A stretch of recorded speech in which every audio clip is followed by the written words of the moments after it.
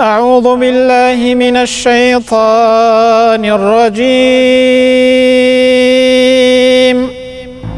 إن أصحاب الجنة اليوم في شغل فاكهون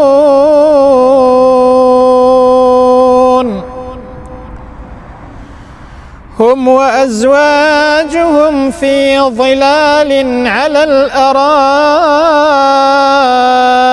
متكئون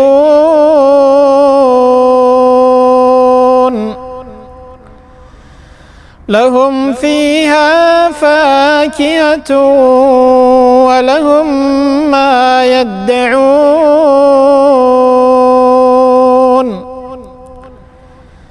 سلام قولا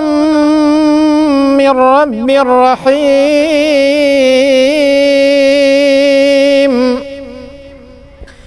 وامتازوا اليوم أيها المجرمون